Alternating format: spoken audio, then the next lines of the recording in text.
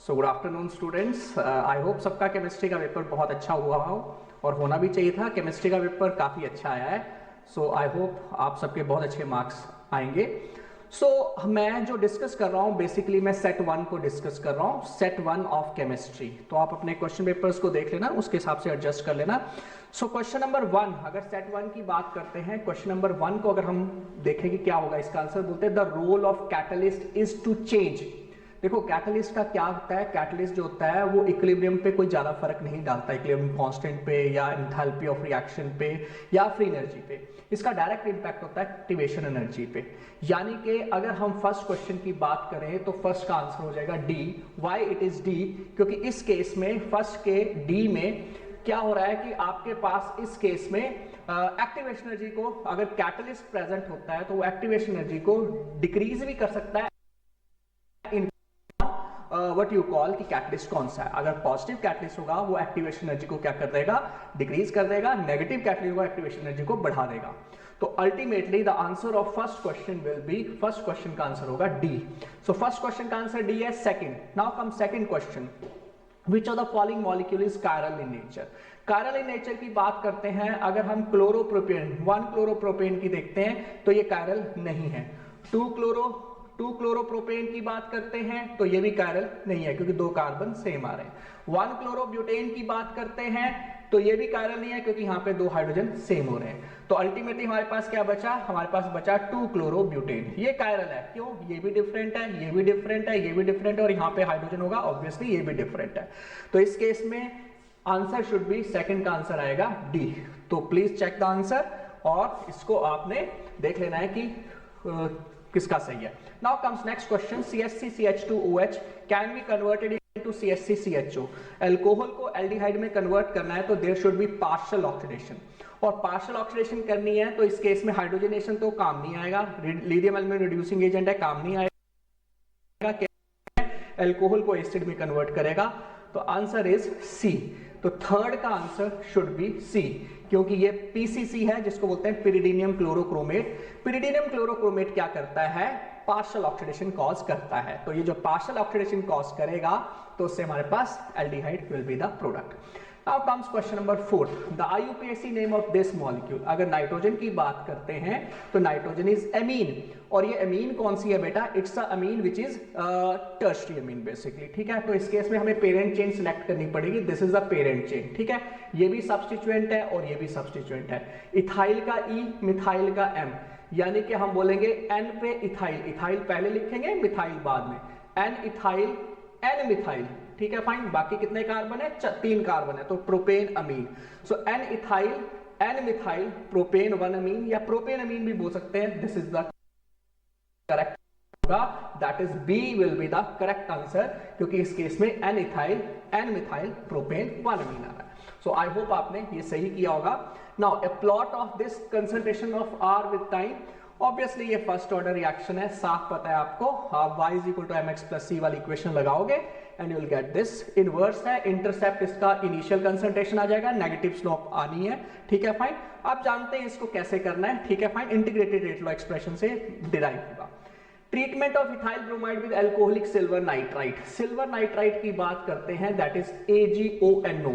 तो AgONO nitrogen से bond बनाता है, यानी कि इट विल फॉर्म नाइट्रोइथेन। तो अगर आप फिफ्थ वाले क्वेश्चन की बात करते थे, फिफ्थ वाले क्वेश्चन की अगर हम बात करेंगे तो फिफ्थ वाले क्वेश्चन का आंसर जो आएगा that will be what you call first order reaction, ठीक है फाइन। सिक्स्थ क्वेश्चन की अगर हम बात करते हैं, सिक्स्थ क्वेश्चन में हमारे पास जो आंसर आएगा नाइट्रोमिथेन यानी कि बी, और इस केस में फर्स्ट ऑर्डर था तो 5 का C is the correct answer. तो 5 का सी एंड 6 का B is the correct answer. Now comes next question, question number 7 की बात करते हैं, which of the following aqueous solution will have highest freezing point. देखो भैया क्वेश्चन बड़ा अच्छा किया, ये फ्रीजिंग पॉइंट हाईएस्ट पूछा है, डिप्रेशन इन फ्रीजिंग पॉइंट नहीं पूछा। तो ज्यादा नंबर ऑफ आयंस में ज्यादा डिप्रेशन होती है वो नहीं आप करोगे, अब आप इसमें थोड़ा रिवर्स करोगे। इसमें आयंस सब 1 मोलर है, ठीक है। AlCl3 में 4 आयंस, इसमें 3 आयंस, इसमें 2 आयंस, इसमें कोई आयन नहीं है, यानी कि हाईएस्ट फ्रीजिंग पॉइंट इस केस में सी का आंसर आएगा, 7 का आंसर आएगा सी। कीप इट इन माइंड, अगर बोलते हैं लोएस्ट फ्रीजिंग पॉइंट ना तो आंसर बनता D.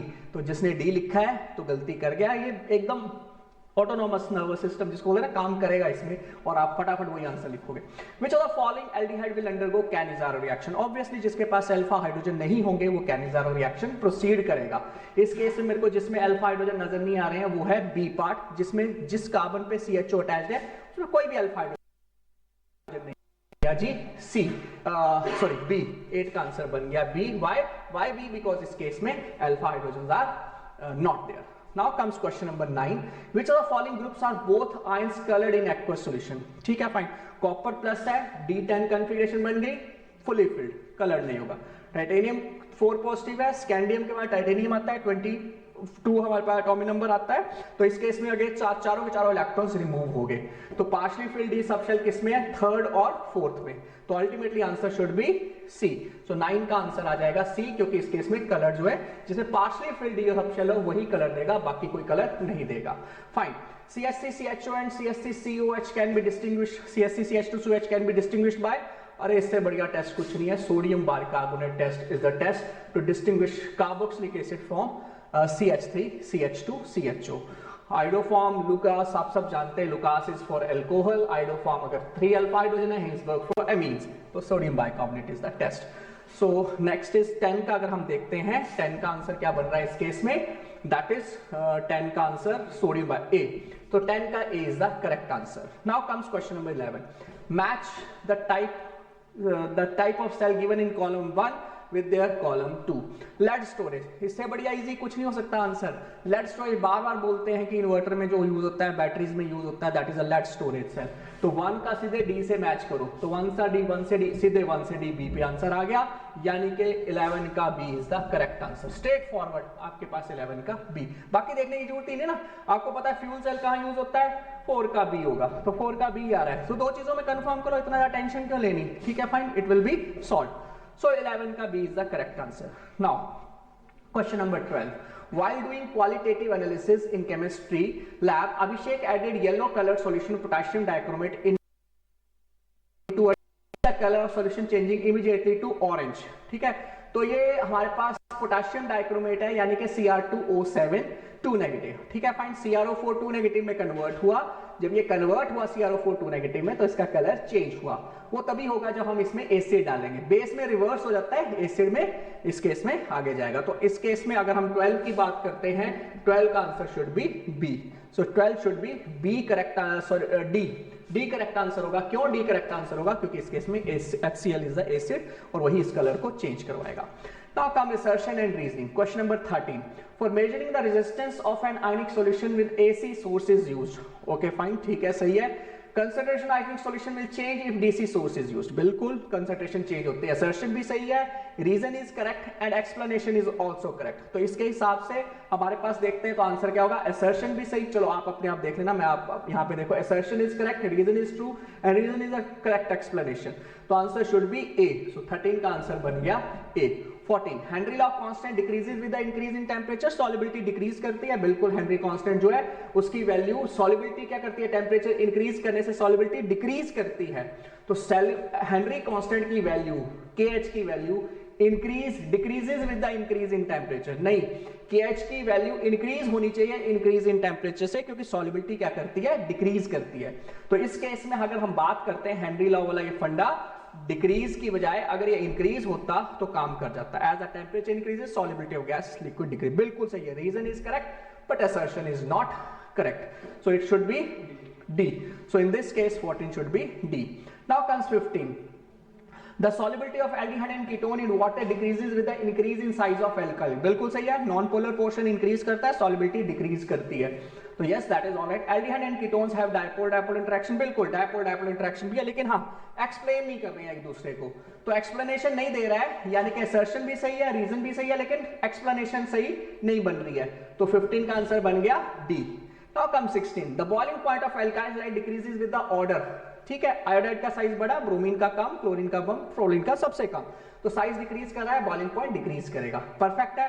Van der Waals forces attraction decreases, बिल्कुल सही है, वैन डर वाल्स फोर्सेस ऐसे ही डिक्रीज करती हैं, और इसके हिसाब से हम बोल सकते हैं कि यह असर्शन भी सही है, रीजन भी सही है और एक्सप्लेनेशन भी सही है। तो 16 का A is the correct answer.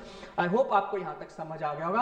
अब अगले सेक्शन को हम डिस्कस करेंगे इसके बाद, तो इससे रिलेटेड कोई भी डाउट्स हैं आप कमेंट वाले सेक्शन पे लिख सकते हो। आप डायरेक्ट मैसेज भी कर सकते हो और आपके पास सारी ऑप्शन है, use the options. Okay all.